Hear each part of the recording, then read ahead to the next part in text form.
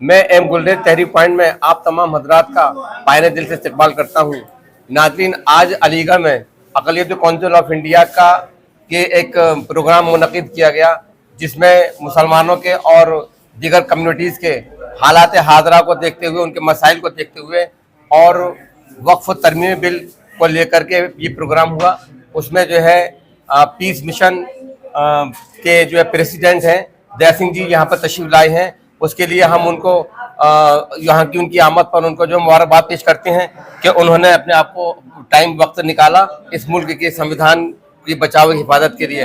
तो इस मौके पर हम चंद सवाल जो है जैनी जी से करेंगे। आप जो अलीगढ़ आए, अक़लियत कौंसिल ऑफ इंडिया के जो सदर मोहतरम है और उस अमले ने जो आपको यहाँ दावत दी है अक़लियत कौंसिल के प्रोग्राम में, आपको कैसा महसूस हुआ है उसमें आकर? Actually all India peace mission का संकल्प ही यहीं से फरद जी ने किया था, इसलिए ये तो मेरे लिए ओरिजिन है। ऑल इंडिया पीस मिशन की स्थापना यहीं से शुरू हुई थी। अच्छा। और फरद जी ने ही करवाया था यहीं से पहला। अच्छा। इसलिए मेरा तो ये खुश नसीबी है कि मैं यहाँ आपके बीच में आया। आपने जो अपने ख्यालात का इजहार किया है, हम लोगों की नॉलेज में भी नहीं था, यहाँ के अवाम की नॉलेज में नहीं था, वो आपने बातें की हैं। एक सवाल ये है कि ये जो वक्फ तरमीम बिल है, ये इसको वापस लेने का या इसके लिए मुसलमानों को और दीगर तबकात के लोगों को कहाँ तक क्या जद्दोजहद करने की जरूरत है? मैंने, क्योंकि सुप्रीम कोर्ट में मैंने भी पटिशनर हूँ और क्योंकि मेरे एडवोकेट हैं डॉक्टर राजीव धवन जो सीनियर मोस्ट हैं एडवोकेट सुप्रीम कोर्ट के, और संजय हेगड़े, हमारा ये कहना था कि ये वक्फ बिल क्योंकि गैर संवैधानिक है, इसको इमीडिएटली वापस लेना चाहिए।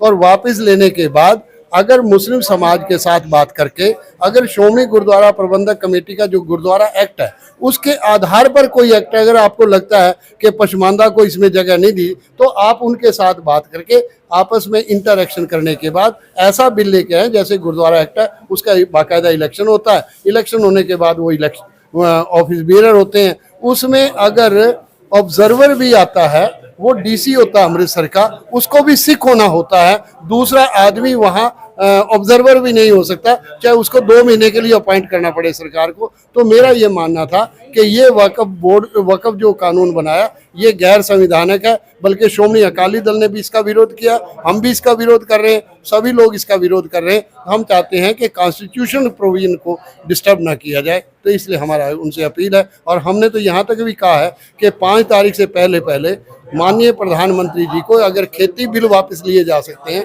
तो ये कानून, बजाय कि सुप्रीम कोर्ट कोई डिसाइड करे, इस कानून को पहले से ही वापस ले ले, ताकि एक मान और सम्मान बना रहे आपका भी और कम्युनिटीज के बीच में। ये मेरा।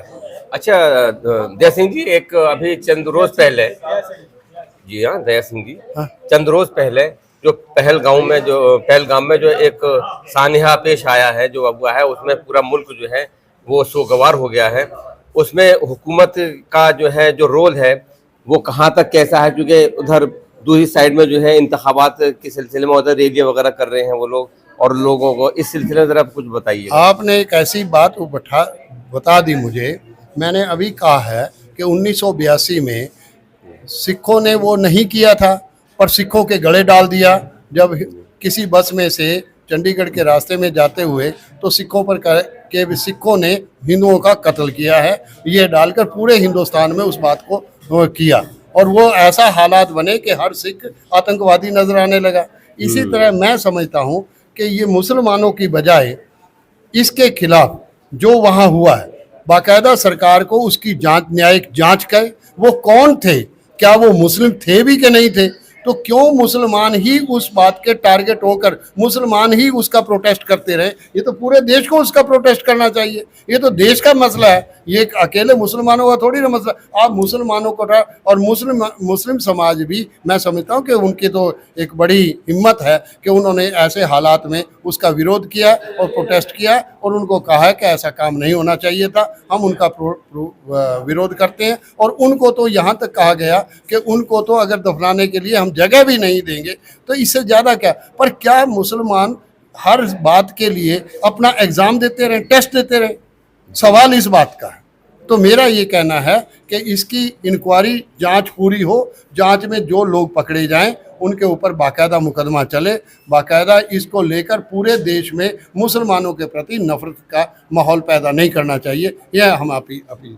जी जी, बहुत बहुत शुक्रिया। बहुत शुक्रिया। नाज़रीन, अगर आप हमारे तहरीक पॉइंट चैनल पर नए हैं तो इसे सब्सक्राइब करें, शेयर करें और साथ ही अपनी कीमती मशवरों से हमें नवाजें।